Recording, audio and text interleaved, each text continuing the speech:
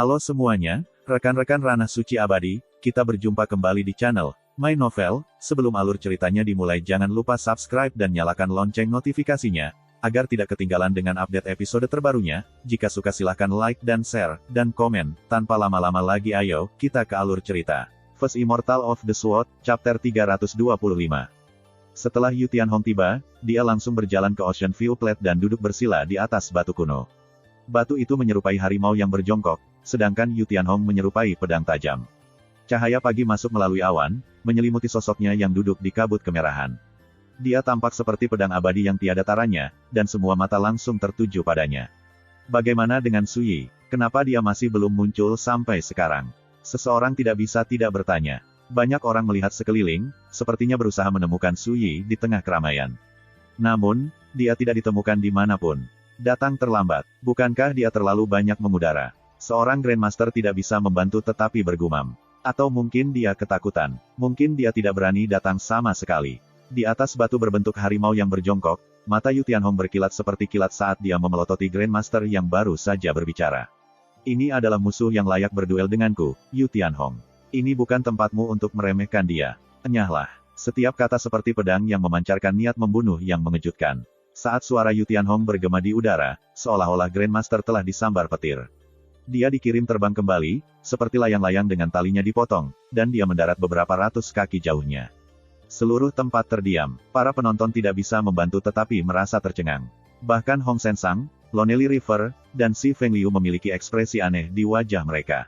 Sepertinya Yu Tianhong menyerang untuk menghukum orang yang menghina Su Yi, tapi sebenarnya, dia melindungi harga dirinya sendiri.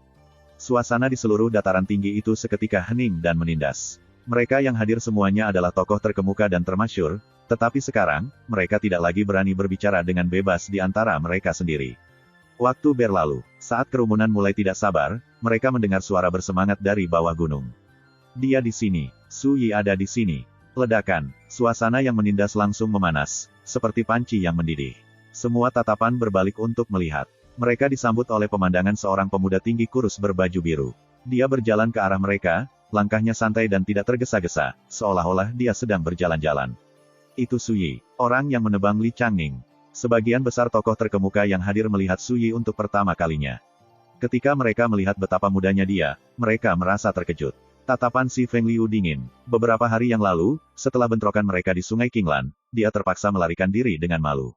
Akibatnya, reputasinya mengalami kerusakan yang sangat besar, semua karena Su Yi. Adapun Hong Sensang, Lonely River, Yun Zongqi, dan para ahli top lainnya, semuanya tetap tenang. Tetap saja, saat mereka melihat Su Yi perlahan mendekat, masing-masing memiliki pemikirannya sendiri. Su Yi secara alami tidak akan menyibukkan diri dengan tatapan mereka. Pagi ini, dia bangun dan, seperti biasanya, mandi, berkultivasi, dan makan sebelum akhirnya menaiki kereta yang telah dipesan Fang Yuan untuknya dan tiba di kaki Gunung 9 Milet. Dengan kata lain, sementara orang lain mungkin melihat duel pagi ini sebagai peristiwa besar yang belum pernah terjadi sebelumnya, sebuah peristiwa yang disaksikan seluruh bangsa, dan pertempuran yang pasti akan memasuki catatan sejarah, bagi Su Yi, hari ini hanyalah hari biasa. Apa yang mengejutkan Su Yi adalah bahwa, dalam perjalanan, dia melihat beberapa wajah yang dikenalnya Raja Musi yang menundukkan gunung, Penatua Puyi dari Akademi Starcliff, dan Jiang Tanyun dan Lu Zhangfeng dari Akademi Kongtong. Musi memberitahunya melalui transmisi bahwa Ning Xihua telah melangkah ke Origin Dao dan menjadi Earthly Immortal, tetapi dia tetap tinggal untuk melindungi Heaven's Origin Academy. Dengan cara ini, Su Yi tidak perlu mengkhawatirkan keselamatan Wen Lingsui atau Cha Jin. Ini tentu saja berita yang luar biasa. Sesaat sebelum mencapai dataran tinggi, keindahan menakjubkan yang berdiri di bawah pohon pinus di sisi tebing menarik perhatian Su Yi. Dia berpakaian putih dengan pedang kuno di punggungnya, seolah-olah dia keluar dari lukisan. Dia di sini. Bahkan Su Yi sedikit terkejut. Kemudian, suara jernih Yue Xichan bergema di telinganya, seperti semburan lembut mata air. Rekan Taois, saya pernah mengembara di Great Qin, dan saya memiliki pemahaman tentang kekuatan Yu Tianhong. Dia menanggung warisan ortodoksi kuno, dan fondasinya yang terakumulasi sangat menakutkan. Setelah 8 tahun mengasingkan diri, dia hanya selangkah lagi untuk menembus Origin Palace Realm. Dengan kata lain, sangat mungkin dia bisa menerobos kapan saja. Selain itu, pedang kunonya, Silver Snow, juga memiliki asal-usul yang mengesankan. Anda harus berhati-hati. Ini adalah peringatan yang bermaksud baik. Terima kasih banyak atas bimbingan Anda, tetapi Yu Tianhong yang kecil tidak layak untuk saya perhatikan, Su Yi mengirimkan kembali. Yue Chan tertegun. Yu Tianhong kecil yang remeh. Di Gridkin, dia adalah pembudidaya pedang terkuat di masanya, tapi Su Yi tidak menganggapnya serius. Saat ini, Su Yi sudah mencapai Ocean View Plate. Langit telah naik melalui lautan awan, menerangi langit dan bumi dan memandikan puncak gunung dengan cahaya kemerahan. Seorang tetua berjubah tahu berdiri di tengah kerumunan, mendesah pada dirinya sendiri. Pertempuran hari ini tidak hanya akan memasuki sejarah-sejarah Zhou Agung. Kisah-kisah duel ini pasti akan menjadi buah bibir setiap seniman bela diri di Grid Wei dan Gridkin. Sulit untuk menentukan usianya. Kerutannya dalam, tetapi pada pandangan pertama, matanya sejernih dan seterang bayi. Namun, jika Anda melihat lebih dekat, Anda akan menemukan bahwa tatapan itu sedalam jurang samudera. Ini tidak lain adalah tetua misterius yang selalu menemani Su Hongli, pria yang pernah mencoba untuk mengetahui rahasia Su Yi. Hanya untuk Su Yi yang mengambil kesempatan untuk membedakan kultivasinya sebagai gantinya dia adalah seorang kultivator istana asal. Suara mendesing. Yu Tianhong masih duduk di atas batu berbentuk harimau yang berjongkok. Tatapan tajamnya berbalik ke arah Su Yi. Kemudian, pria yang namanya telah lama mengguncang Gridkin, pembudidaya pedang yang perkasa ini yang pernah memperoleh kekayaan besar jauh di dalam lautan roh caotik, diam-diam bangkit. Hari ini, di Ocean View Plate, di bawah tatapan yang tak terhitung jumlahnya, Anda akan kehilangan akal. Kematian seperti itu layak dibanggakan, kata Yu Tianhong. Li Changning sama sombongnya, tapi pada akhirnya, dia juga menjadi batu loncatan lain di bawah kakiku. Su Yi berdiri dengan tangan di belakang, ekspresinya tenang. Kamu, juga tidak akan lepas dari takdirnya. Terlepas dari nada santainya, dia menjelaskan bahwa dia melihat Yu Tianhong sebagai batu loncatan. Di seluruh dataran tinggi, banyak penonton tersentak. Seandainya ada Grandmaster lain yang berani mengatakan hal seperti itu, semua orang akan mengejek mereka karena tidak mengetahui batasan mereka sendiri. Namun, ini adalah Su Yi. Tidak ada yang berani menanyainya. Ini adalah sejauh mana prestise Su Yi. Batu loncatan. Yu Tianhong tertawa, lalu mengalihkan pandangannya ke seluruh area. Tapi menurut pandanganku, kamu bahkan tidak akan menjadi batu loncatan. Di mata orang-orang yang berkumpul di sini, kamu adalah mangsa terbaik. Dia berhenti, lalu berkata, saat ini, saya hanya khawatir tentang satu hal. Setelah aku membunuhmu, akankah ada orang buta yang melompat keluar untuk merebut mangsaku yang sah? Lagi pula, semua orang mengatakan bahwa Anda dapat membunuh Dewa Bumi sebagai Grandmaster karena Anda memiliki kekayaan besar.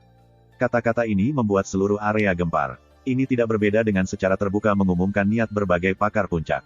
Banyak tatapan tanpa disadari mengarah ke Hong Sensang, Yun Zongqi, Lonely River, dan tokoh besar lainnya. Mereka tidak bisa membantu tetapi mengerutkan kening. Mereka tidak akan pernah menduga bahwa Yu Tianhong akan mengungkap niat mereka bahkan sebelum duel dimulai. Apakah dia memperingatkan mereka untuk tidak terlibat? Atau apakah dia hanya mencoba menekan Su Yi? Jadi, Su Yi tersenyum tipis, tapi dia tidak mengingatnya. Aku sebenarnya akan lebih tertarik untuk melihat apakah ada telur lain yang berani melemparkan dirinya ke batu setelah aku membunuhmu. Deklarasi ini tidak hanya menghina Yu Tianhong, dia juga meremehkan para ahli lain yang hadir. Ini hanya membuat Hong Sensang dan orang-orang besar lainnya mengerutkan kening lebih keras. Hehe, Yu Tianhong bertubuh tinggi, ramping, dan sangat proporsional. Setiap inci dari dirinya memancarkan aura yang tajam dan mengintimidasi. Hanya berdiri di sana, dia tampak seperti pedang harta karun tiada taraf yang mampu menembus kubah langit. Yakinlah, Anda Tianhong, tidak akan meremehkan Anda. Saya akan menggunakan metode terkuat yang saya miliki dan menunjukkan rasa hormat yang cukup untuk memastikan bahwa Anda mati dengan bermartabat. Matanya bersinar dengan cahaya yang tajam dan bersinar, dan saat dia berbicara, dia menjangkau ke udara dan meraih. Ledakan. Lautan awan di dekatnya tiba-tiba bergejolak saat tangan raksasa yang tak terlihat mengumpulkan kekuatan asal yang tersebar di seluruh langit dan bumi. Semua energi sekitar melonjak ke arah Yu Tianhong seperti orang gila. Di bawah tatapan tercengang penonton, sebuah pedang panjang secara bertahap memadat di telapak tangan Yu Tianhong, bersinar dan menyilaukan seperti cahaya fajar. Membimbing Qi untuk memadatkan pedang. Tampilan kasual dari keterampilan hampir ilahi ini membuat banyak penonton terbelalak dan lidah keluh. Sementara itu, jubah Yu Tianhong berkibar di sekelilingnya. Dia seperti tiang bendera, berdiri tegak dan bangga saat dia menembus langit. Para penonton bahkan bisa mendengar aliran darahnya melalui dirinya, seperti arus laut yang bergolak atau gemuruh guntur yang rendah. Sikapnya begitu agung dan mengesankan bahkan para dewa bumi yang hadir tidak bisa membantu tetapi menyipitkan mata mereka. Raja Pedang Gridkin Tianhong benar-benar menakutkan. Bahkan Su Yi tidak bisa menahan alisnya. Dia bisa tahu sekilas bahwa Qi, semangat, dan esensi Yu Tianhong sekuat batu besar ilahi, dan bahwa jiwa, fisik, dan kultivasinya semuanya telah mencapai puncak dari alam penghindaran butir. Dia adalah lawan penghindaran butir terkuat yang pernah ditemui Su Yi sejauh ini. Sayang sekali, Sui meletakkan tangannya di belakang dan menghela nafas. Yu Tianhong memang musuh yang pantas untuk dilawan, tapi sayangnya, itu saja. Tidak ada yang tahu alasan desahan Sui yang tidak bisa dijelaskan, bahkan Yu Tianhong. Jadi, meski bingung, mereka tidak terlalu memikirkannya. Sayang sekali, Anda Tianhong jelas tidak memikirkannya. Aku dengar kamu juga seorang kultivator pedang. Tarik pedangmu. Kalau tidak, saya khawatir Anda tidak akan pernah mendapatkan kesempatan untuk memamerkan pencapaian Anda dalam ilmu pedang. Itu akan tergantung pada apakah kamu memenuhi syarat atau tidak, kata Sui. Saat dia berbicara, dia mendekati Yu Tianhong, kedalaman tatapannya tenang. Juga, kamu sebaiknya tidak menyebut dirimu seorang kultivator pedang di depanku, Anda menodai nama kami.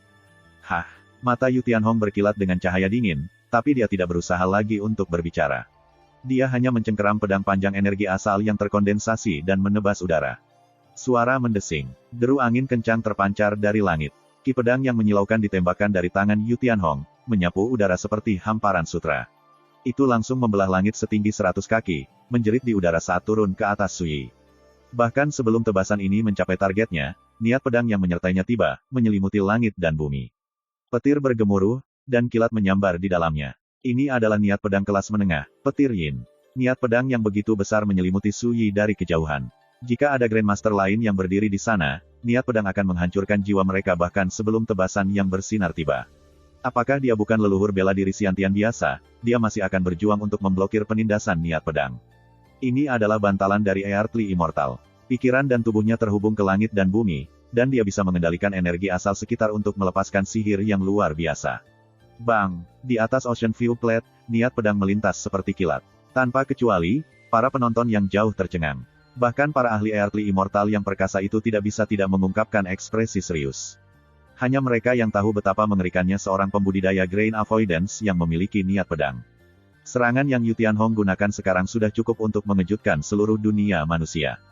First Immortal of the Sword, Chapter 326. Tebasan Yu Tianhong sangat kuat, tetapi banyak yang tidak terkejut sama sekali. Ini adalah puncak keberadaan realem penghindaran butir, seseorang yang namanya telah lama mengguncang bangsa. Dia harus memiliki pencapaian dalam Dao of the Sword yang cukup mengejutkan dunia. Hanya dengan begitu dia bisa memenuhi reputasinya. Mereka semakin penasaran melihat bagaimana Sui berencana menerobos serangan ini. Jadi, saat Yu Tianhong mengayunkan pedangnya, tatapan para ahli puncak yang hadir segera tertuju pada Sui. Mereka kemudian menyaksikan sebagai merusak. Sui dengan santai mengayunkan tinjunya ke kejauhan. Ledakan, kekuatan asal tinta gelap yang luas terkondensasi, dan cahaya kepalan hitam berubah menjadi pilar bercahaya, yang dibebankan ke ki pedang seputih salju. Sui adalah Grandmaster tingkat 4 puncak. Baru-baru ini, dia mengonsumsi pil naga harimau 9 Apertures untuk melunakkan kultivasinya setiap 3 hari sekali. Kultivasi dan akumulasinya jauh lebih besar dari sebelumnya. Jika Li Changning ada di sini sekarang, tinju ini akan menghancurkannya dengan mudah. Gemuruh. Niat pedang seputih salju mengacu pada niat pedang petir Yin yang tidak dapat dibaca dan bentrok dengan kekuatan tinju gelap. Seolah-olah petir menyambar di Ocean View Plate. Gempa susulan dari tabrakan menyebar ke segala arah, menerbangkan bebatuan dan pepohonan di dekatnya dan meninggalkan parit dan lubang yang dalam di tanah, seperti bekas luka yang bersilangan. Awan debu memenuhi udara, bentrokan mereka mengguncang langit dan bumi, dan suaranya menyebar jauh dan luas.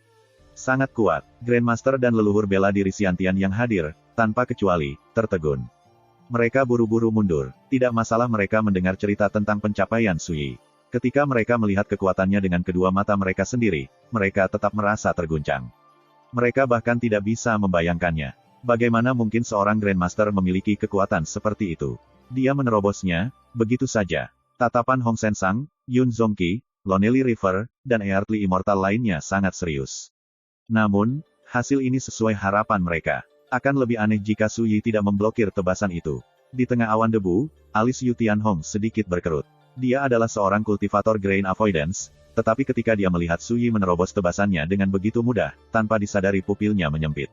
Serangan itu diringkas dari kekuatan asal langit dan bumi, dan dia mengendalikannya dengan kultivasi yang dia peroleh melalui kerja keras selama beberapa dekade. Kekuatan pedangnya sempurna, dan niat pedangnya terkonsentrasi. Dewa bumi biasa tidak mungkin bertahan dari serangan seperti itu. Namun dalam pukulan kasual Sui, esensi sebenarnya jauh lebih besar, dan pesona Dao yang terkandung dalam kekuatan kepalan sangat terkonsentrasi.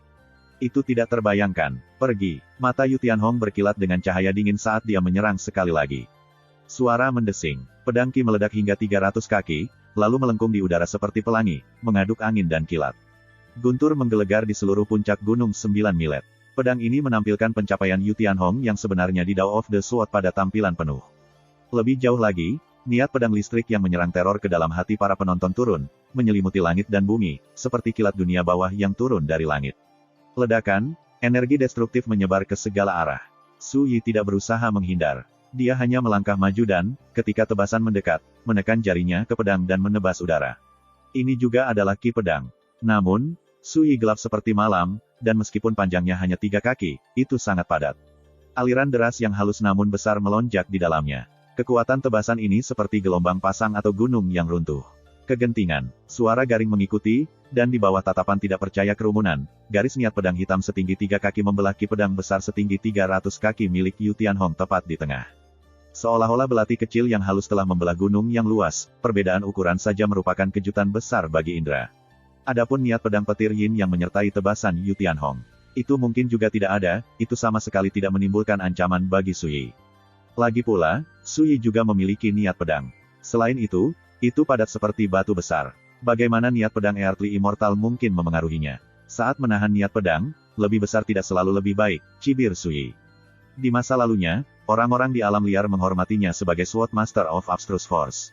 Bagaimana mungkin seseorang seperti Yu Tianhong bersaing dengannya dalam hal pengetahuannya tentang niat pedang Origin Dao? Saat dia berbicara, dia mengubah posisi. Segera, dia tepat di depan Yu Tianhong. Suara mendesing. Qi pedang hitam setinggi 3 kaki membelah ke bawah, dengan ketajaman yang tajam dan tidak dapat dihalangi. Pesona Dao yang dalam dan tak dapat dipahami bertahan di sekitarnya, serta cahaya Dao elemen air. Gelombang kekuatan yang sesungguhnya terkumpul dalam tebasan yang satu ini. Ketika mereka melihat serangan ini, Hong Sensang, Yun Zongqi, Si Feng Liu, dan yang lainnya tercengang. Itu hanya satu serangan, tapi mengandung kekuatan indera ilahi dan pesona Dao. Selain itu, kekuatan pedangnya yang besar menyerang dengan mudah dan tak terbendung. Jika tebasan ini adalah karya Dewa Bumi, para penonton masih akan menyatakannya mengejutkan dan menakutkan. Namun pada kenyataannya, ini adalah ayunan biasa dari Grandmaster tingkat keempat, dan yang masih muda. Tentu saja para penonton tercengang. Cahaya Dao spiritual elemen air, jejak pesona Dao yang diperoleh dari alam, dan niat pedang yang begitu ahli dan menakutkan. Mata Featherflow King yang berpakaian putih bersinar dengan cahaya aneh. Orang ini benar-benar sangat kuat sehingga agak tidak masuk akal. Saat dia melihat serangan ini, bahkan ekspresi Yu Tianhong langsung berubah serius. Lengan bajunya mengepul, dan auranya melonjak ke langit. Dia mengayunkan pedang panjang seputih salju yang terkondensasi dari energi asal langit dan bumi dengan sekuat tenaga. Sambaran petir kegelapan Netherworld yang membelah jiwa. Ini adalah warisan dari ortodoksi kuno. Pedang itu memandu petir yin di dunia bawah. Itu bisa membunuh roh dan membelah jiwa baik yang hidup maupun yang mati. Tabrakan yang mengguncang bumi bergema di seluruh Ocean View Plate. Bentrokan dua niat pedang yang sangat berbeda terlihat bahkan dengan mata telanjang. Mereka berlawanan secara diametris, seperti air dan api, dan arus kekuatan penghancur yang dihasilkan menyebar ke seluruh kubah langit. Di tengah dentuman yang memekakkan telinga, serangan Su Yi pecah, sedikit demi sedikit. Namun, pedang seputih salju yang Yu Tianhong telah padatkan juga terbelah, dan potongan-potongannya jatuh seperti hujan. Ledakan. Pada akhirnya, gelombang kejut bahkan mengguncang Yu Tianhong. Ekspresinya langsung berubah. Meskipun dia telah memblokir pedang Su Yi sudah berada dalam jarak 3 kaki darinya. Tanpa ragu-ragu lagi, dentang, Yu Tianhong menghunus pedangnya, Silver Snow. Itu melesat maju, menembus kubah langit seperti kilat perak. Sinar menyilaukan dari ujungnya sejelas dan seterang batu giok putih, sementara petir redup dan tanda awan muncul di bilahnya, memancarkan aura destruktif yang tak terduga. Sepanjang Ocean View Plate, mata para penonton pedih. Mereka menyaksikan dengan linglung, sepertinya naga tanpa tanduk seputih salju telah terbang ke langit, membimbing guntur dan kilat. Lapisan tebal awan gelap langsung berkumpul di langit. Ketika pedang meninggalkan sarungnya, langit dan bumi berubah. Awan menutupi matahari, dan guntur menggelegar. Bahkan Dewa Bumi tidak bisa membantu tetapi terkesiap, dan mata mereka berkilat. Pedang spiritual yang luar biasa. Auranya saja sudah cukup untuk mengubah cuaca di seluruh wilayah. Tingkat harta apa ini? Sebaliknya, mata Su Yi bersinar penuh pengertian. 3 hari yang lalu, di Overflowing Goblet, Yu Tianhong pernah menghunus pedangnya.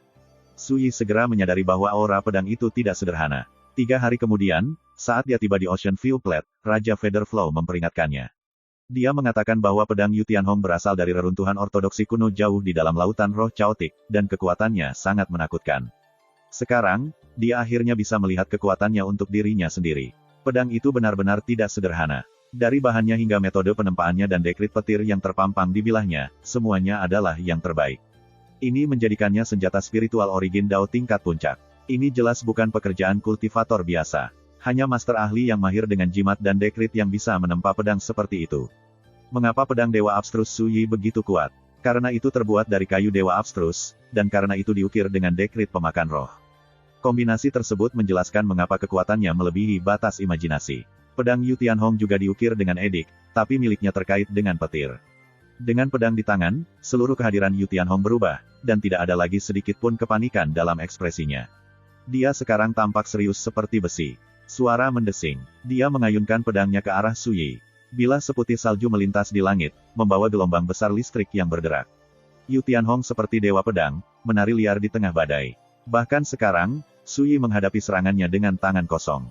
Dia menekankan jari-jarinya ke dalam pedang, menggunakan kekuatan murni dari kultivasinya untuk memperkuatnya. Ledakan, seolah-olah sungai bintang mengalir ke dunia di bawah.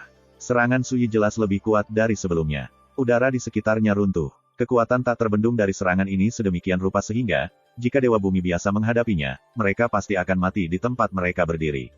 Tapi seberapa kuat Yu Tianhong? Dia mencengkeram pedangnya dan mengayunkan pedangnya yang seputih salju dan transparan ke udara. Dia memotong, menusuk, mengiris, memblokir, dan menghancurkan. Dalam sekejap mata, dia menyerang beberapa lusin kali. Petir yang melonjak melintas dan saling silang di udara, seperti arus yang berlapis-lapis. Sejauh mata memandang, listrik putih yang menyilaukan menyinari Ocean View Plate, dan yang didengar oleh semua penonton hanyalah gemuruh guntur yang rendah. Dentang, dentang, dentang, itu seperti duel antar dewa. Dalam sekejap mata, mereka bentrok beberapa lusin kali. Pedang Ki yang menyilaukan berbenturan dan berkobar di antara mereka, seperti gelombang atau hujan cahaya, menyerang indera. Bagian yang paling mengejutkan adalah bahwa bahkan setelah menghunus pedangnya, Yu Tianhong paling-paling cocok untuk Suyi. Tidak ada yang memiliki keuntungan yang jelas. Adegan ini mengguncang hati tembakan besar yang tak terhitung jumlahnya, dan mereka tidak bisa lagi tetap tenang. Mereka telah mengantisipasi bahwa Suyi akan menjadi kuat, tetapi mereka tidak akan menyangka dia akan menjadi kuat hingga tingkat yang luar biasa. Bahkan Yu Tianhong tidak terkecuali, jejak keterkejutan melintas di wajahnya. Dia tidak akan pernah menduga bahwa, bahkan dengan tangan kosong, Suyi dapat memblokir serangan pembunuhan dengan kekuatan penuh. Ini membuat ekspresi kultivator realem penghindaran butir puncak lebih serius dan fokus daripada sebelumnya. Sementara itu, Suyi merasa luar biasa. Keinginan untuk bertarung mendidih dalam dirinya, melonjak seperti laut. Setiap serangannya sederhana namun mengesankan, dengan pesona yang luas dan kuno. Dia benar-benar tampak seperti makhluk abadi yang turun ke dunia fana untuk menunjukkan kekuatan pedang daunnya. Siluetnya mengingatkan pada bangau abadi, terbang dengan bangga melewati 9 langit, bebas dan nyaman.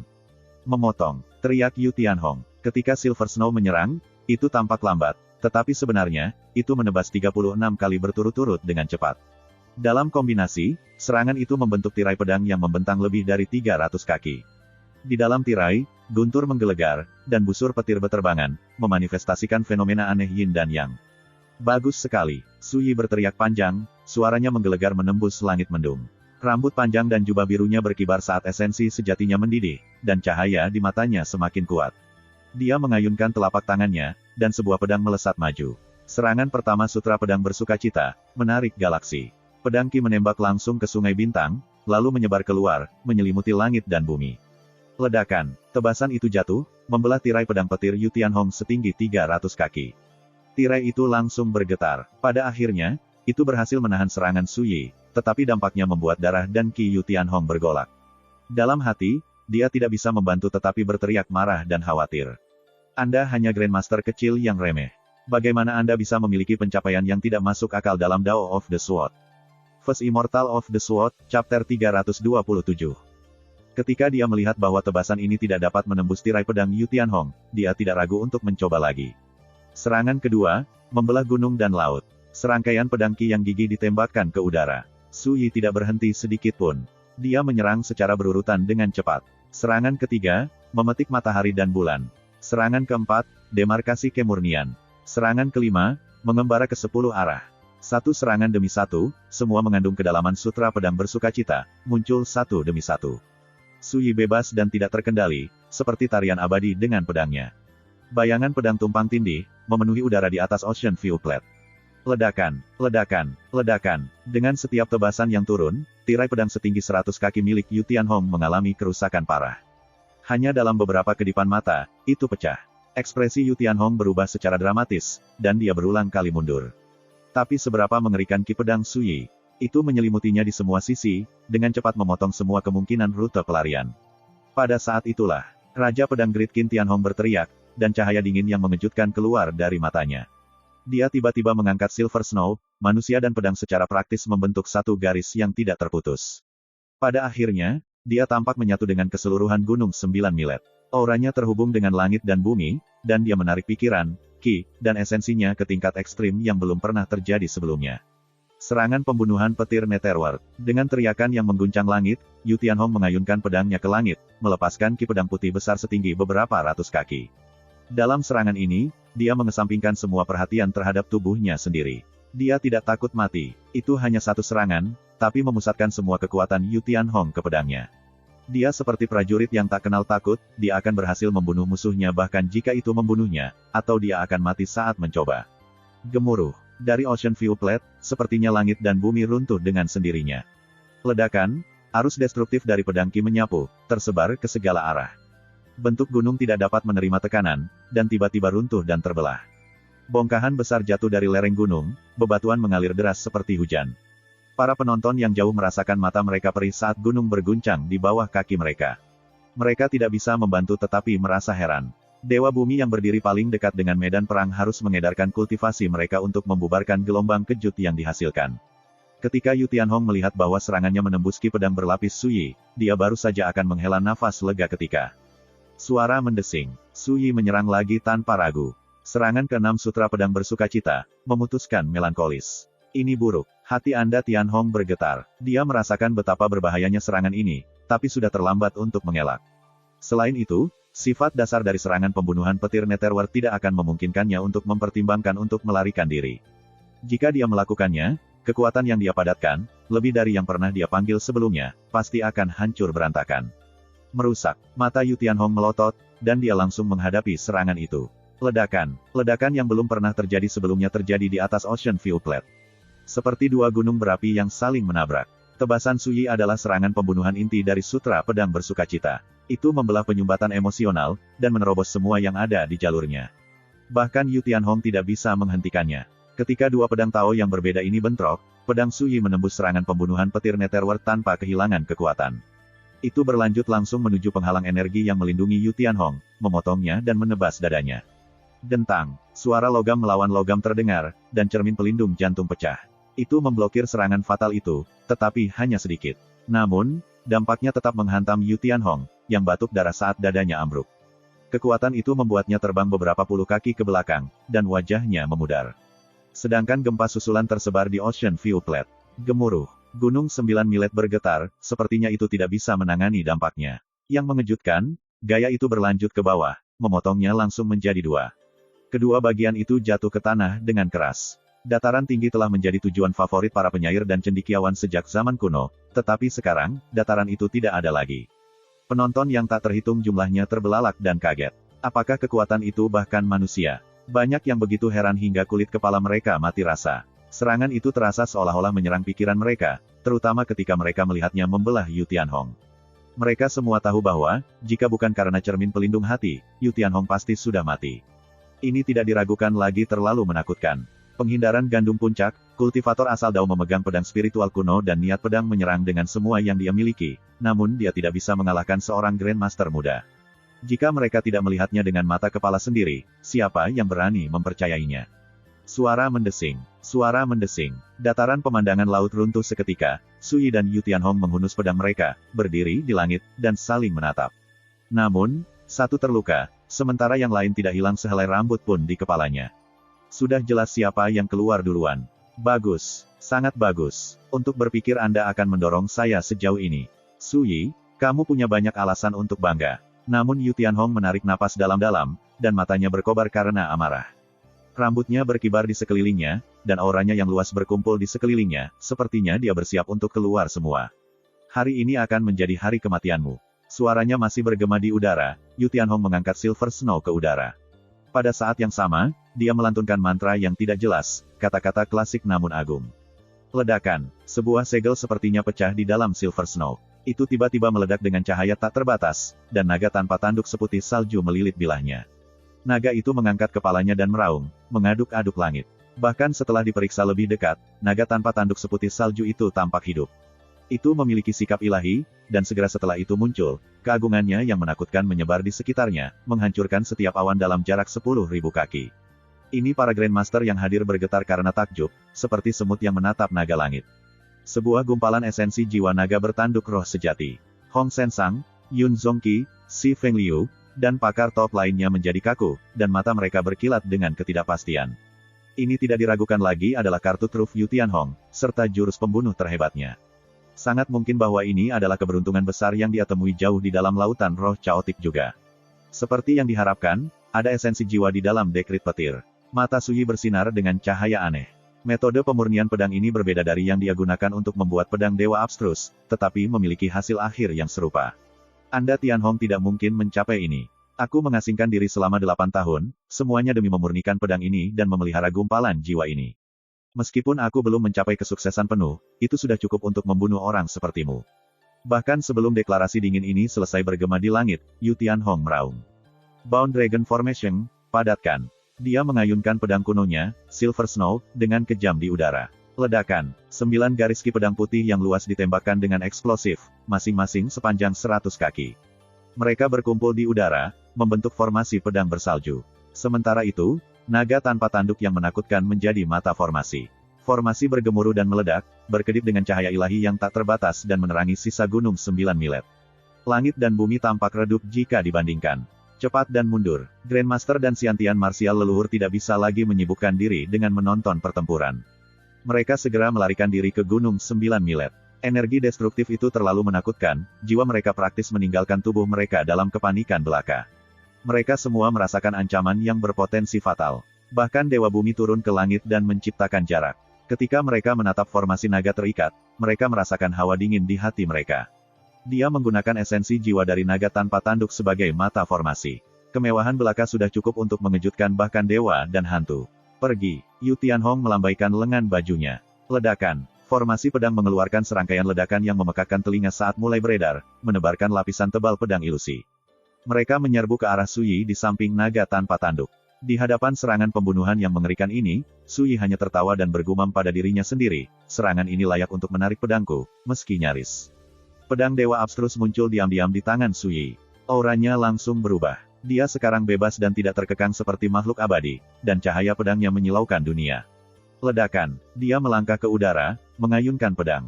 Bilahnya gelap dan halus seperti langit malam, dan membawa garis-garis cahaya dao yang tidak dapat dipahami saat memotong udara. Itu adalah logam, kayu, air, dan api spiritual Daolite. Mereka berhubungan dengan kekuatan keempat binatang itu, dan mereka menyatu sempurna dengan ki, pikiran, dan esensi Suyi saat dia melepaskan niat pedang setinggi 90 kaki. Niat pedang itu menyilaukan, kemegahan ilahinya terpancar hingga ekstrim. Ledakan, formasi naga terikat turun dari langit dengan ledakan dahsyat. Pedang Suyi menghantamnya, mengirimnya jatuh kembali dengan semburan cahaya kabur. Naga putih tanpa tanduk itu tampak geram. Itu meraung, suaranya mengguncang langit dan bercampur dengan ki pedang seputih salju yang padat saat itu mengisi sekali lagi. Yang mengejutkan para penonton, Suyi tidak mundur. Sebaliknya, dia maju, melompat ke depan untuk menghadapi naga itu secara langsung. Dari kejauhan, dia seperti tarian abadi dengan pedangnya, berniat membunuh seekor naga. Gemuruh gelombang-gelombang, pedang ki tersebar, dan arus energi destruktif menyapu. Langit runtuh dan bumi retak. Penonton yang tak terhitung jumlahnya terpaku di tempat, pikiran mereka benar-benar kosong. Ekspresi Yu Tianhong berubah semakin tidak sedap dipandang. Dia baru saja memahami misteri formasi naga terikat, dan menggunakannya adalah sebuah perjuangan. Meski begitu, kekuatannya cukup untuk mengancam bahkan para pembudidaya istana asal. Namun sekarang, bahkan setelah sekian lama, dia tidak bisa menjatuhkan Suyi. Selanjutnya, ketika pedang Suyi bertemu dengan formasi naga terikat secara langsung, Yu Tianhong merasakan gempa susulan.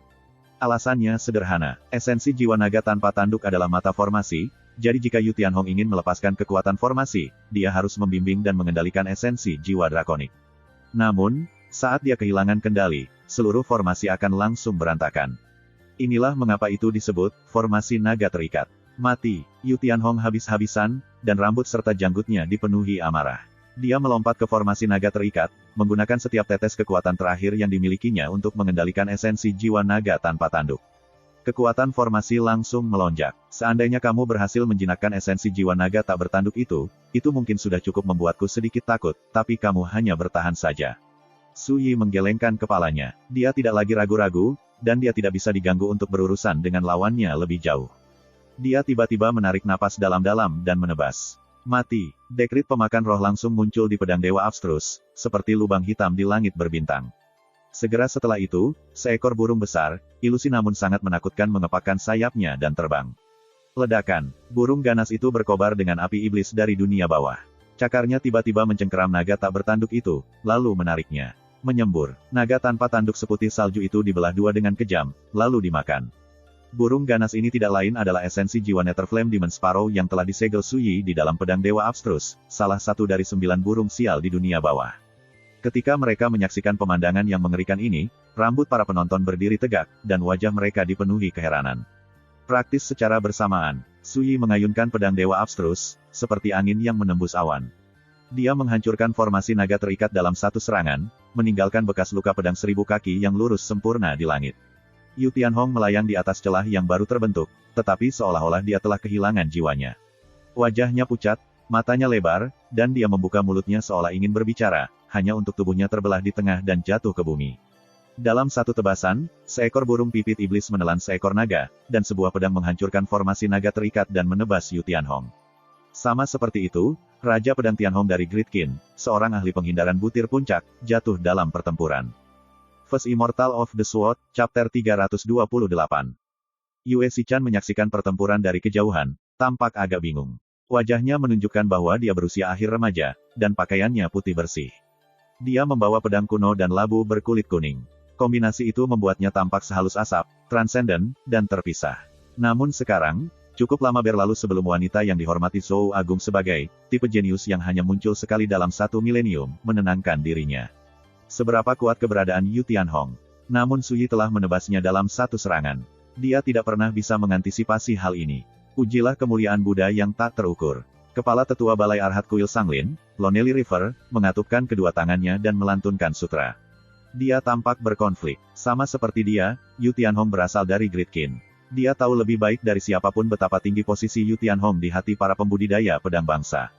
Tidak berlebihan untuk mengatakan bahwa kecakapan tempur Yu Tianhong menempatkannya di 5 besar di antara para pembudidaya penghindaran butir Qin besar. Namun sekarang, Yu Tianhong telah jatuh di atas Gunung 9 Milet, di tangan Grandmaster tingkat keempat, Su Yi. Rasa dingin menjalari tulang belakang si Feng Liu, dan ekspresinya benar-benar gelap. Hanya menonton pertempuran ini sangat mengejutkannya sehingga dia berkeringat dingin. Dia menyadari bahwa saat itu, di atas sungai Qinglan, jika dia tidak melarikan diri tepat waktu, dia mungkin akan mengalami nasib yang sama seperti Yu Tianhong. Yun Zongqi mencengkeram lencana dan pengocok bulunya. Dia menghela nafas pada dirinya sendiri. Penatua tertinggi dari Sekte Roda Bulan Wei besar ini memang berencana untuk memanfaatkan kesempatan ini untuk terjun.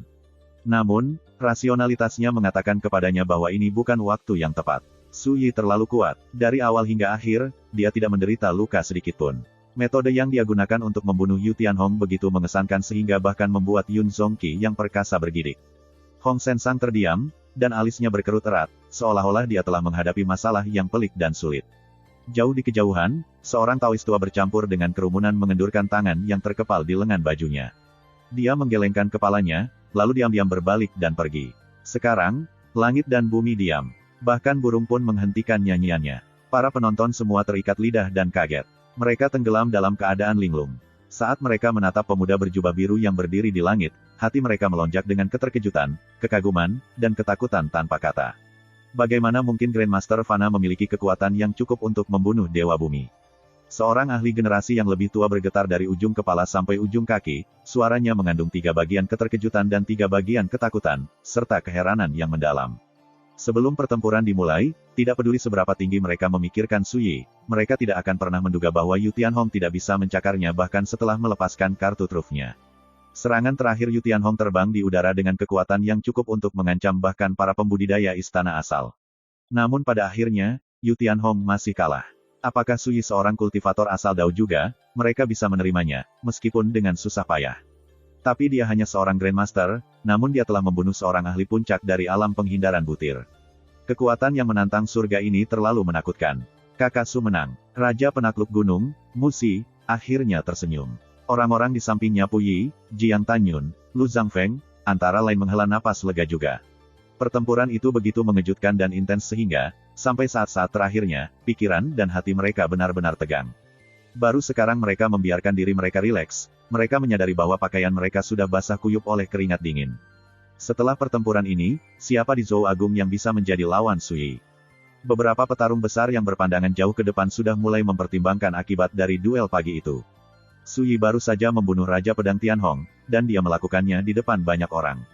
Kekuatan yang dia ungkapkan dalam proses menempatkannya di puncak Zou Agung. Dia baru berusia 17 tahun ini. Diberikan lebih banyak waktu untuk tumbuh, seberapa kuat dia menjadi. Dentang, Sui mengulurkan tangannya, menarik pedang kuno Yu Tianhong, Silver Snow, ke arahnya. Dia mengangkatnya ke wajahnya dan memeriksanya sebentar sebelum berbalik menghadap penonton yang jauh. Bahkan sebelum tiba di Jade Capital, saya mendengar bahwa banyak orang mengincar hidup saya.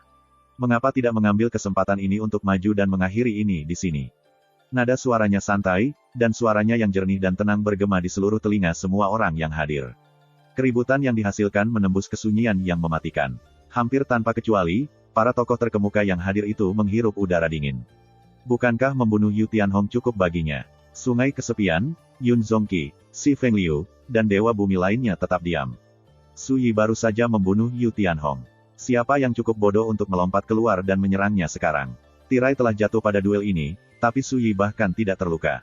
Tidak, dia tidak kehilangan sehelai rambut pun di kepalanya. Dari awal hingga akhir, tidak ada yang berani menerima tantangannya. Ketika dia melihat ini, Sui hanya bisa menggelengkan kepalanya. Dia berjalan di udara dan mendarat dengan lembut kembali ke tanah. Rekan Taoisu, sebelum duel dimulai, kamu mengatakan, sayang sekali. Bolehkah saya bertanya apa maksud Anda? Seorang ahli dari generasi yang lebih tua mau tidak mau bertanya. Pertanyaan ini langsung menarik perhatian orang banyak. Mereka semua mengingat kembali, dan memang, Sui telah mengatakan kalimat yang sangat tidak bisa dijelaskan itu. Tidak apa-apa, dan tidak ada salahnya memberitahumu, kata Sui dengan santai. Aku hanya meratapi Yu Tianhong terlambat menerima keberuntungannya. Seandainya dia mewarisi kekuatan ortodoksi kuno saat masih berada di 4 alam martial Dao, dia mungkin telah menempa fondasi yang tak terbayangkan. Dalam hal ini, membunuhnya setidaknya membutuhkan sedikit usaha. Sayangnya, dia menemukan keberuntungannya setelah melangkah ke Origin Dao, ketika sudah terlambat untuk memperbaiki kekurangan yang dia tinggalkan selama berada di martial Dao. Penjelasan ini membuat orang banyak bingung, tapi lebih dari itu, hati mereka bergejolak dengan emosi sekali lagi. Jadi ternyata bahkan sebelum pertempuran dimulai, Sui benar-benar yakin akan kemenangannya. Yu Tianhong sama sekali tidak cukup untuk membuatnya takut. Saat itulah Yun Zongqi angkat bicara. Rekan Taoisu, menyaksikan kemampuan dan sikapmu hari ini telah membuat kami semua terkejut dan terpesona, tapi kami juga penasaran. Saat hari keempat bulan kelima tiba, apakah kamu benar-benar akan berduel dengan ayahmu, Su Hongli? Su Hongli, kepala keluarga Sudari Jade Capital, seorang pria yang begitu misterius dan rendah hati sehingga menakutkan. Semua informasi tentang dirinya telah dirahasiakan selama lebih dari 1 dekade. Praktis tidak ada yang tahu seberapa kuat Su Hongli. Tapi ada satu hal yang pasti diketahui semua orang, 10 tahun yang lalu, Su Hongli sudah menjadi sosok legendaris dan mempesona di Zou Agung. Gengsinya tidak kalah dengan pengajar negara Hong Sensang. Dan Sui adalah putra Su Hongli. Konfliknya dengan keluarga Sudari Jade Capital sudah menjadi rahasia umum. Siapa yang tidak penasaran ingin tahu bagaimana mereka berdua akan bentrok? Apa hubungannya denganmu? Alis Sui berkerut sedikit saat dia mengalihkan pandangannya ke arah Yun Zongqi. Ekspresi Yun Zongqi membeku, pertunjukan tidak hormat yang terang-terangan ini sulit diterima. Sui tidak menghiraukannya. Dia hanya berbalik dan berjalan pergi. Sosoknya yang tinggi dan kurus berangsur-angsur menghilang dari pandangan. Dari awal hingga akhir, tidak ada yang berani menghalangi jalannya. Hari itu juga, saat para seniman bela diri yang berkumpul di Gunung 9 Milet bubar, kabar tentang duel menyebar ke seluruh ibu kota Giok dengan kecepatan kilat. Berbagai faksi sudah lama mulai mengawasi situasi. Tanpa kecuali, mereka terguncang, dan mereka kehilangan kata-kata. Su Yi telah menang. Dia membunuh Yu Tianhong dari Great Qin. Mereka mengatakan bahwa di saat-saat terakhir Yu Tianhong, dia menggunakan kekuatan yang cukup untuk mengancam para pembudidaya alam istana asal, namun Su Yi masih menerobosnya tanpa menderita luka sedikitpun. Implikasinya menakutkan, seberapa mengejutkan fondasinya. Siapa yang tahu berapa banyak orang yang tersentak, jangan bilang Su Yi benar-benar tak terkalahkan. Akhir-akhir ini, berita tentang pencapaian Suyi telah mengguncang negara seperti serangkaian gelombang pasang, menyebar berulang kali ke seluruh Zhou Agung. Dia tidak pernah kalah, tidak dalam pertempuran apapun yang dia ikuti. Di atas gunung barat provinsi Imperatorial, dia seorang diri membalikkan arus dan membuat banyak kepala berguling. Pada pertempuran di perkebunan gubernur provinsi, dia bahkan mengeksekusi Raja Viredome yang perkasa, Xiaoulin, serta Raja Alis Putih dan banyak tokoh besar lainnya. Setelah meninggalkan provinsi kekaisaran, dalam perjalanannya ke ibu kota Giok, dia mengatasi pertempuran di stasiun Jembatan Naga, pertarungan di kuil awan bergelombang, dan pertempuran di kuil harta karun Gunung Yao. Sepanjang jalan, dia memotong siapa tahu berapa banyak leluhur bela diri Xiantian yang terkenal. Pertempuran di Provinsi Putih, di perkemahan tentara pengikis awan, sangat terkenal. Pada saat itu, dia hanya seorang Grandmaster tingkat ketiga, namun dia membunuh Dewa Bumi, Li Changning. Pertempuran ini membuat bangsa mendidih sepenuhnya, menimbulkan gelombang yang tak terhitung jumlahnya. Nama Suyi menyebar jauh dan luas, bersinar seterang matahari di atas kepala. Sebagai perbandingan, mengirim pengepakan si Feng Liu melalui Sungai Qinglan tidak terlalu mengejutkan. Tak satu pun dari prestasi masa lalunya yang bisa menimbulkan teror ke dalam hati para ahli Origin Dao, tetapi setelah pertempuran hari ini di atas Gunung 9 Milet, Earthly Immortal mana yang berani mengabaikan Suyi? Apa yang benar-benar membuat mereka terkesiap adalah bahwa setiap kali penonton mengira Yu Tianhong akan menang, Suyi menunjukkan kekuatan baru yang menakutkan dan tak terduga. Pada akhirnya, dia meraih kemenangan yang luar biasa. Ini, tentu saja, tidak berbeda dengan menjadi tak terkalahkan. Apakah ada orang di dunia ini yang bisa menekan Suyi? Bagaimana Grandmaster seperti dia bisa menggunakan kekuatan yang begitu menakutkan? Banyak faksi mencoba menganalisis pencapaiannya. Mereka mengatakan bahwa Yu Tianhong tidak berhasil memaksa Suyi menarik senjatanya sampai akhir duel mereka, dan Suyi menang tanpa cedera. Bukankah itu berarti bahwa membunuh pembudidaya penghindaran gabuh puncak seperti Yu Tianhong sudah bukan masalah bagi Suyi? Itu berarti bahwa, jika seseorang benar-benar ingin menekan Suyi, kecuali mereka memiliki kemampuan yang relatif menentang surga dan tidak masuk akal, mereka setidaknya harus menjadi seorang kultivator istana asal untuk memiliki peluang sukses. Ini adalah analisis yang masuk akal, tidak peduli bagaimana Anda melihatnya. Meskipun demikian, beberapa sangat tidak setuju. Anda salah. Saya khawatir ketika Suyi menjatuhkan Yu Tianhong, dia tidak menggunakan kekuatan penuhnya. Itu berarti bahwa bahkan sekarang, tidak ada yang tahu seberapa kuat dia, atau apakah dia memiliki pembunuh terlarang yang bergerak di lengan bajunya. Bagaimana orang bisa berbicara tentang menekan Suyi dalam keadaan seperti itu? Debat serupa dimainkan tanpa henti di seluruh negeri. Tidak ada yang bisa menyangkal bahwa Suyi sudah bukan seseorang sembarang dewa bumi tua yang berani memandang rendah. Hanya saja, bahkan setelah semua ini, tidak ada yang tahu bagaimana Suyi berhasil mendapatkan kekuatan yang menantang surga seperti seorang Grandmaster belaka. Itu seperti teka-teki yang menghantui para pembudidaya dunia. Orang-orang seperti Yue Xichan, Hong Sensang, si Feng Liu telah menyimpulkan atau menangkap beberapa petunjuk, tetapi tidak lebih dari itu. Mereka tidak bisa melihat gambaran lengkapnya. Ini menambah lapisan misteri pada citra Suyi. Dan ketika kabar tentang duel di Gunung 9 Milet sampai ke keluarga Su di ibu kota Giok, semuanya tampak menjadi gelap di depan mata Yu Qingzi, seolah-olah langit dan bumi berputar di sekelilingnya, dan dia hampir pingsan. Dia benar-benar kehilangan. First Immortal of the Sword, Chapter 329. Ibu, harap tenang. Jangan biarkan amarahmu merusak kesehatanmu. Su Boning menatap ibunya dengan prihatin. Mata Yu Qingzi kosong, seolah-olah dia telah kehilangan jiwanya. Kejutan itu membuatnya benar-benar putus asa. Sebelumnya, demi membuang Suyi, binatang kecil itu, saya meminta bantuan dari keluarga. Sepupumu, Yu Xinglin, dan Li Changning adalah orang pertama yang membantuku. Hasil, keduanya menjadi mangsa binatang kecil itu. Yu Qingzi bergumam, sekarang, dia bahkan membunuh paman keduamu. Bagaimana saya tidak menyalahkan diri sendiri? Ke depan, bagaimana saya menghadapi anggota klan saya? Nada suaranya pahit dan sedih, dan suaranya serak. Ketika dia mengetahui apa yang terjadi di Gunung 9 Milet, hati Su Boning juga dipenuhi dengan kecemasan dan kemarahan, tetapi dia sekarang tidak punya pilihan selain menekannya dan fokus untuk menghibur ibunya. Ibu, langit belum runtuh. Jangan lupa bahwa kita masih punya ayah.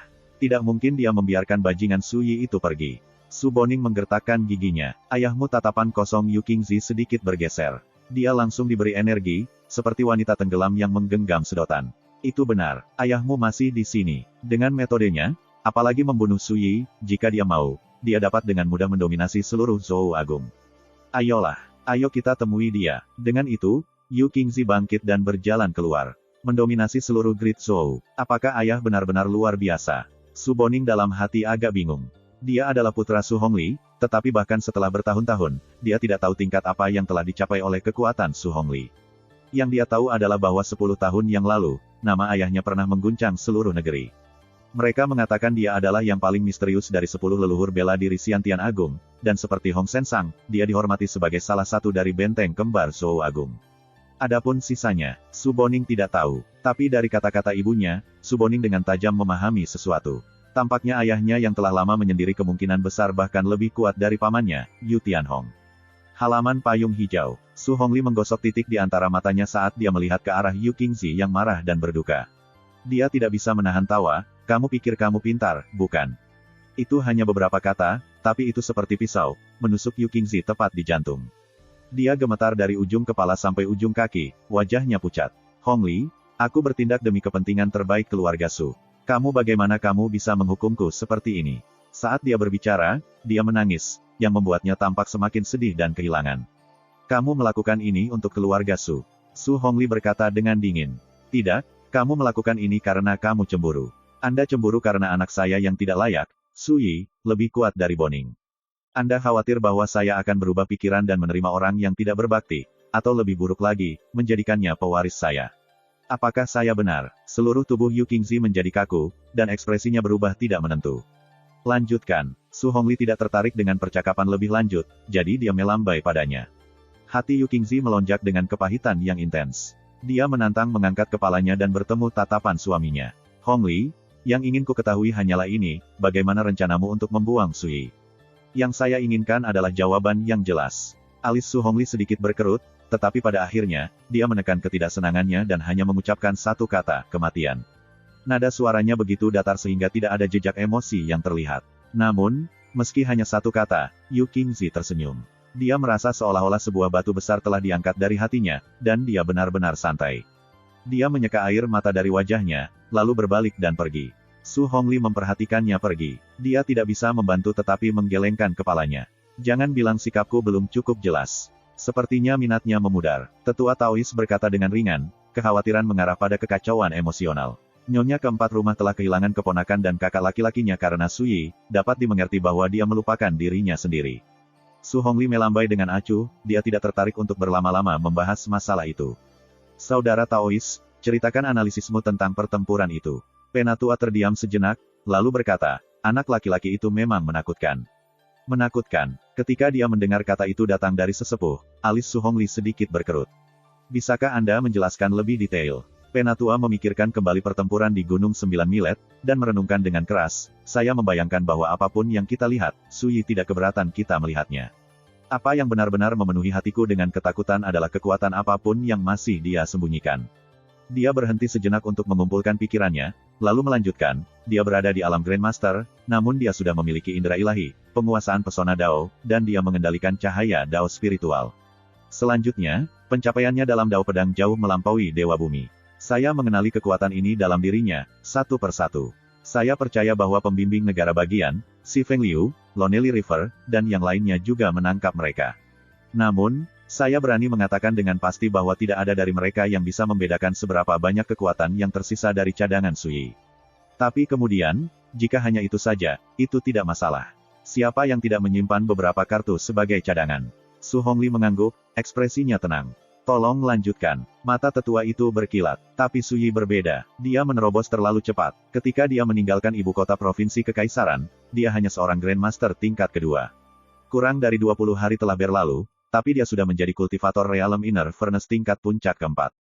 Rekan Taois, seperti yang saya yakin Anda sadari, setiap kali seseorang seperti Su Yi naik ke level lain, kekuatan tempurnya pasti akan berkembang ke tingkat yang mengejutkan. Dari sini, saya dapat memperkirakan bahwa pada saat yang keempat bergulir, dia sudah mencapai tingkat kelima dari alam Grandmaster. Di puncak alam tungku dalam, 5 elemen terwujud sepenuhnya, dan mereka beredar sebagai satu. Kultivasi, fisik, dan jiwanya semuanya akan mengalami metamorfosis yang tak terbayangkan. Itu pada gilirannya berarti Su Yi akan jauh lebih kuat dari dia hari ini, ketika dia membunuh Yu Tianhong. Penatua menghela nafas. Dan itu hanya variabel yang bisa saya simpulkan. Su Hongli terdiam. Itu benar-benar variabel yang tidak dapat diprediksi. Apakah ada hal lain yang perlu diperhatikan? Nadanya tenang seperti biasa, tapi ada sedikit kesungguhan di alisnya. Ketika dia mendengar bahwa Su Yi membunuh Yu Tianhong, keterkejutan mengalir di hati Su Hongli. Bahkan dia harus mengakui bahwa dia meremehkan kekuatan Su Yi. Baru sekarang Su Hongli melihat keturunan yang tidak layak, yang dia benci selama lebih dari 1 dekade dalam cahaya baru. Dia tidak bisa lagi memecatnya begitu saja. Itu adalah perasaan yang agak aneh. Bayangkan seekor monyet yang, sampai saat ini, tidak melakukan apa-apa selain melompat-lompat, tiba-tiba mengungkapkan kekuatan yang cukup untuk membalikkan langit. Itu mengejutkan, tetapi lebih dari itu, membuat orang lain tidak punya pilihan selain menahan penghinaan dan kebencian mereka sebelumnya. Mungkin monyet, tetapi Anda tetap harus memperlakukannya dengan serius. Sang Taois menghela nafas panjang. Aku curiga Su Yi memiliki harta rahasia yang sangat menakutkan padanya. Jadi itu masalahnya, dia juga punya harta karun rahasia. Mata Su Hongli berkilat dengan cahaya aneh. Penggunaan kata, terlalu, olehnya memberikan banyak makanan untuk dipikirkan. Ekspresi tetua itu tiba-tiba suram. Tatapannya jauh saat dia memikirkan kembali duel. Saat dia melawan Yu Tianhong, aku berusaha menangkap jejak auranya, lalu menggunakan kompas langit untuk melihat apa yang bisa kudeduksi. Su Hongli langsung terlihat tertarik. Kompas surgawi. Ini adalah harta kuno yang sangat misterius. Selama Anda bisa menemukan jejak aura sesuatu, Anda bisa menggunakan kompas untuk melakukan berbagai ramalan. Ini memungkinkan Anda untuk membedakan sumber rahasia aura dan sifat sejati.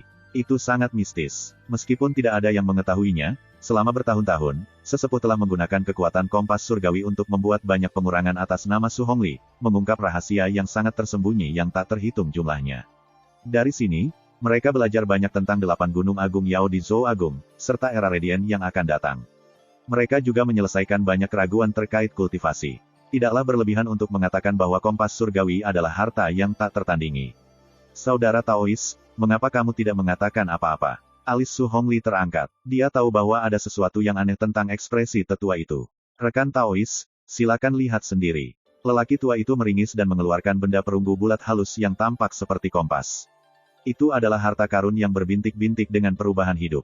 Permukaan harta karun itu diukir dengan bulan, matahari, dan bintang, serta totem bunga, burung, serangga, dan ikan.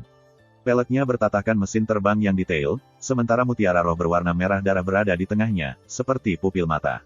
Saat diaktifkan, totem dan mesin terbang akan melonjak dengan diagram formasi yang tidak dapat dipahami dan misterius, seperti pola bintang. Itu sangat halus dan mendalam. Kebenaran dan misteri apapun yang ditentukan oleh kompas tercermin dalam mutiara spiritual berwarna merah seperti murid di pusatnya. Ini adalah kompas surgawi. Mutiara roh berwarna merah darah dan bagian tengahnya disebut mutiara surgawi. Tapi sekarang, retakan garis rambut telah muncul di permukaan kompas surgawi. Saat dia melihat ini, murid Su Hongli mengerut. Topeng ketenangannya yang biasa akhirnya pecah. Sepertinya dia tertegun. Dia tidak bisa mempercayai matanya. Sangat jarang melihat ekspresi seperti itu di kepala keluarga Su, dia tidak bisa lagi menjaga ketenangannya. Suasana langsung tegang dan berat. Setelah sekian lama, Su Hongli akhirnya menenangkan diri. Dia menggosok titik di antara matanya dan berkata, maksudmu, harta apapun yang dibawa anak laki-laki itu, cukup kuat untuk menghentikan bahkan kompas langit. Penatua Taois itu mengangguk. Sepertinya begitu. Sepertinya aku benar-benar meremehkan anak yang tidak berbakti. Mata Su Hongli berkilat, tatapannya berat dan dalam. Tapi aku benar-benar tidak mengerti. Dari mana hartanya berasal? Jangan bilang. Dia tiba-tiba memikirkan sesuatu, dan ekspresinya langsung menjadi gelap. Auranya menjadi sangat dingin dan menakutkan. Kelopak mata tetua itu berkedut, dan dia berkata, rekan Taois, apakah Anda curiga itu adalah harta yang Ye Yufei tinggalkan untuk Su Yi? Aku tidak bisa memikirkan penjelasan lain yang mungkin. Su Hongli menarik napas dalam-dalam, tatapannya mengesankan. Aku sudah lama bertanya-tanya tentang ini. Mengingat temperamennya, bagaimana mungkin perempuan jalang itu tidak meninggalkan apapun sebagai cadangan? Namun, bahkan setelah dia meninggal, saya tidak dapat menemukan catatan apapun di antara harta miliknya. Sekarang, sepertinya kartu apapun yang ditinggalkannya ada di tangan putraku yang tidak layak. Ini adalah ekspresi kemarahan yang langka, sangat kontras dengan kemudahan dan ketenangannya yang khas. Wajahnya bertepi dengan niat membunuh yang jauh menakutkan. Rekan Taois, harap tetap tenang. Untuk saat ini, itu hanya dugaan, desak Taois tua. Su Hongli menarik napas dalam-dalam. Tiba-tiba, dia berbalik dan menatap langsung ke pria tua itu. Saudara Taois, kekuatan yang ditunjukkan putra saya yang tidak berbakti sedemikian rupa sehingga saya tidak dapat lagi mengabaikannya. Anda sebaiknya mempersiapkan diri. Di bawah tatapan Su Hongli yang berat, lelaki tua itu tampak kaku, dan ekspresinya berubah tak menentu. Lama berlalu sebelum akhirnya dia mengangguk dan berkata dengan suara rendah, rekan Taois, yakinlah. Saya tahu hari ini akan datang cepat atau lambat, dan saya sudah lama mempersiapkannya. First Immortal of the Sword, Chapter 330. Istana Kekaisaran. Kaisar Zhou membelai sandaran tangan tahta kekaisaran yang dingin seolah berharap untuk menenangkan ombak di dalam hatinya. Tidak jauh dari sana, Hong Sensang berdiri di sana seperti pohon pinus, setenang dulu. Namun, ada udara mendung yang tersisa di sekelilingnya. Sebelum duel dimulai, aku khawatir Lonely River, Yun Zongqi, dan orang-orang berkabut lainnya berencana memanfaatkan kesempatan untuk merebut keberuntungan Su Yi segera setelah dia dikalahkan. Siapa sangka pada akhirnya, Su Yi benar-benar menang. Setelah beberapa saat, Kaisar menghela nafas. Selain itu, dia menang dengan sangat indah, dan dengan begitu mudah, tanpa menderita cedera sedikitpun. Orang-orang tua itu pasti kecewa. Saat dia berbicara, dia memusatkan pandangannya pada Hong Sensang dan bertanya dengan penuh minat, "Pengajar negara, menurut Anda bagaimana perasaan Su Hongli tentang semua ini?" Hong Sensang menggelengkan kepalanya. Su Hongli bukan lagi Su Hongli yang pernah kukenal, dan dia sudah lama tidak seperti itu. Saya tidak bisa memahami pikirannya. Dia berhenti, lalu bergumam, "Tapi ada satu hal yang bisa kukatakan dengan pasti, kekuatan yang diungkapkan Su Yi hari ini di Gunung 9 Milet pasti di luar dugaan Su Hongli." Dia tidak punya pilihan selain menanggapi Su Yi dengan serius sekarang. Kaisar Zhou mengangguk, lalu mengajukan pertanyaan lain. Ketika yang keempat datang, dan ayah dan anak bentrok, menurutmu siapa yang akan tersenyum pada akhirnya? Mata emas Hong Sensang menoleh ke arah Kaisar Zhou. "Yang mulia, pihak manapun yang Anda pilih untuk mendukung memiliki peluang kemenangan terbesar." Kaisar menghela nafas. Akan luar biasa jika semuanya benar-benar sesederhana itu. "Yang mulia, pangeran pertama meminta audiensi." Suara bernada tinggi dan hormat terdengar dari luar aula besar. "Biarkan dia masuk," kata Kaisar. Dia melirik Hong Sensang. "Lihat, masalah ini telah mengingatkan bahkan orang-orang tua itu." Hong Sensang tidak mengatakan apa-apa. Tak lama kemudian, seorang pemuda tampan berbaju abu-abu masuk ke aula dan membungkuk. "Putramu menyapamu, ayah kekaisaran." Dia memiliki bantalan naga atau burung phoenix, dan dia menata rambutnya dengan jambul Taois. Dia sangat tampan dan tampak di atas keduniawian. "Ini adalah pangeran tertua, Zhou Ziqian. Jika Anda menggambarkan salah satu pangeran sebagai misterius, itu adalah dia." Alasannya sederhana, dia dikirim ke Gunung Naga tak dikenal untuk berkultivasi di usia muda, dan di tahun-tahun berikutnya, dia jarang muncul atau berkelana ke dunia biasa. "Kamu akhirnya datang menemui kami." Ekspresi Kaisar Zhou bertentangan. Ketika putra tertuanya masih bayi yang dibedong, dia menarik perhatian naga tak dikenal. Mereka mengatakan bakatnya luar biasa, dan dia secara bawaan luar biasa, bibit yang bagus untuk dibudidayakan. Jadi, bahkan sebelum dia berumur 1 bulan, mereka membawanya ke Gunung Naga tak dikenal, tempat di mana naga tak dikenal berkultivasi. Dalam sekejap mata, 25 tahun berlalu. Meskipun Zhou Ziqian adalah putranya, Kaisar dapat menghitung berapa kali dia melihatnya dengan jarinya. Jadi, ketika dia melihat putra sulungnya yang bermartabat, anggun, dan menyendiri berdiri di sana dalam diam, Kaisar Zhou Agung tidak bisa menahan perasaan jengkel.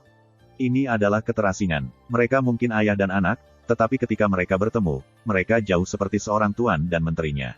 "Beritahu kami, mengapa kamu datang?" tanya Kaisar Zhou. Baru pada saat itulah Zhou Ziqian berkata, "Melaporkan kepada ayah kekaisaran, Tetua Agung meminta Anda melanjutkan ke Gunung Naga tidak dikenal untuk audiensi." Mata Kaisar menyipit. Apakah Tetua Agung mengatakan mengapa? Zhou Ziqian terdiam. Kaisar Zhou mendengus dingin, "Kamu adalah darah dan daging kami, namun kamu bahkan tidak berani memberitahu kami hal seperti ini." Ekspresinya gelap dan mendidih karena marah. Suasana di dalam aula langsung menindas. Namun, seolah-olah Zhou Ziqian bahkan tidak menyadarinya. Dia hanya berkata dengan datar, "Tetua Agung telah memberikan perintahnya. Saya tidak berani bertindak lancang." Ketika dia melihat bahwa Kaisar hendak mengatakan sesuatu, Hong Sensang masuk. "Yang mulia, tolong jangan mempersulit bocah itu. Karena Grand Elder telah menyampaikan undangan, Anda akan tahu begitu Anda berkunjung." Kaisar menghela nafas, lalu melambai. "Lanjutkan, kembalilah dan beritahu Tetua Agung bahwa kita akan tiba di sana dalam 2 jam. Zhou Ziqian mengepalkan tinjunya, berbalik, dan pergi. Dari awal hingga akhir, dia dengan kaku mengikuti aturan etiket seorang menteri. Namun, melihat ini hanya membuat hati Kaisar sakit. Apakah berkultivasi untuk mengejar Dao membutuhkan pemutusan ikatan antara ayah dan anak? Bagaimana mungkin Dao di dunia ini bisa begitu kejam? Katanya dengan marah. "Yang mulia, harap tetap tenang," kata Hong Sensang lembut. "Dibandingkan dengan Su Hongli dan Su Yi, hubungan kalian tidak buruk sama sekali." Kaisar tertegun sebentar. Kemudian, dia berkata dengan sikap merendahkan diri, "Su Hongli berani membunuh istrinya dan bahkan putranya sendiri. Saya harus mengakuinya, saya mungkin Kaisar, tapi dia jauh lebih dingin dan lebih tidak berperasaan daripada saya. Yang mulia, Sebagai menteri Anda, saya menyarankan perhatian utama Anda saat ini adalah apa yang ingin didiskusikan oleh naga tak dikenal dengan Anda, kata Hong Sensang. Apalagi itu, tertawa Kaisar dengan dingin. Tentu saja tentang Su Yi. Kecuali saya salah menebak, mereka telah mengarahkan pandangan mereka pada kekayaan apapun yang disembunyikan bocah itu juga. Lalu bagaimana kamu berencana untuk menyelesaikan ini? Tanya Hong Sensang. Kaisar duduk tegak di singgasananya, tatapannya berat. Di mata rakyat, saya adalah kaisar dari Zhou Agung, orang yang berdiri di atas bangsa. Mereka melihat tahta sebagai kemuliaan tanpa batas. Siapa di antara mereka yang tahu bahwa, sebenarnya, gunung membebani kepalaku setiap saat? Dia berkata dengan nada kebencian, jika bukan karena gunung itu, bagaimana mungkin aku tetap terjebak di alam leluhur bela diri Xiantian selama lebih dari 20 tahun? Dia kemudian menunjuk ke singgasana di belakangnya, nadanya sedingin es. Mereka memberitahu kami bahwa duduk di singgasana ini berarti mengesampingkan semua aspirasi mengejar Dao. Mereka memberitahu kami bahwa menggunakan kekuatan keyakinan massa untuk membangun Dao kami akan memengaruhi kemakmuran bangsa, dan bahwa keyakinan mereka akan membatasi klan kekaisaran Zhou Agung, kata Kaisar, tatapannya dalam dan memancarkan kebencian. Namun mereka telah menghabiskan waktu bertahun-tahun di Gunung Naga tak dikenal, berkultivasi dengan kekuatan keyakinan massa siang dan malam. Seolah itu belum cukup, mereka ingin kita bertindak sebagai boneka mereka dan mengumpulkan sumber daya kultivasi negara atas nama mereka. Ekspresi Kaisar sangat gelap. Kekayaan negara dan kekuatan kepercayaan rakyat semuanya diberikan kepada mereka, naga tak dikenal, untuk membantu mewujudkan pengejaran Dao mereka. Apakah mungkin untuk memuaskan keserakahan mereka? Suaranya mengguncang aula, tetapi Hong Sensang tidak mengatakan apa-apa. Dia tahu bahwa ini adalah poin yang menyakitkan bagi Kaisar. Itu membuatnya kesal, seperti jarum yang menusuk jantungnya, sejak penobatannya. Kebenciannya hanya menumpuk dari waktu ke waktu. Setelah beberapa saat, Kaisar menarik napas dalam-dalam, dan matanya berkilat. Jika mereka ingin terlibat, biarkan mereka. Saat itulah ungkapan tertentu muncul di benak Hong Sensang. Saat Snipe dan Kerang berkelahi, nelayanlah yang diuntungkan. Perjamuan sedang berlangsung di Pinewin Villa. Raja penakluk Gunung Musi, Puyi, Jiang Tianyun, Lu Zhangfeng, dan banyak lainnya hadir, minum dan bersenang-senang bersama Su Yi. Suasananya harmonis. Meskipun salah satu dari tamu ini dapat mengguncang Zhou Agung, ketika mereka menghadapi Su Yi, mereka berbicara dengan rasa hormat dan kagum yang naluriah dan mengakar. Yang lain melihat duel pagi itu sebagai peristiwa yang cukup besar untuk mengguncang seluruh bangsa. Namun, bagi mereka yang memilih untuk berdiri di kubu Su Yi, ini adalah bukti yang tidak diragukan lagi bahwa mereka telah memilih dengan benar. Diakui, bahkan sekarang, banyak makhluk perkasa memandang Su Yi dengan permusuhan, tetapi Musi dan yang lainnya sama sekali tidak mengkhawatirkannya seperti sebelumnya. Selama percakapan mereka, Su Yi mengetahui bahwa setelah mengolah Sutra Perceiving Profundity yang, Musi sudah hampir menjadi earthly immortal. Dia hanya sehelai rambut. Ini tentu saja berita yang luar biasa. Pada saat perjamuan berakhir, hari sudah larut malam. Sekutu Su Yi mengucapkan selamat tinggal dan pergi. Su Yi, sementara itu, kembali ke kamarnya dan duduk di depan mejanya. Dia mencengkeram Silver Snow dan tenggelam dalam pikirannya. Hari ini, di atas Gunung 9 Milet, saat dia bentrok dengan Yu Tianhong, dia menangkap fluktuasi aneh dari harta misterius. Itu hanya jejak energi yang paling sederhana. Itu halus, tapi sepertinya mencoba mengorek rahasia Su Yi sendiri. Untungnya, usahanya untuk memata-matai berakhir dengan kegagalan.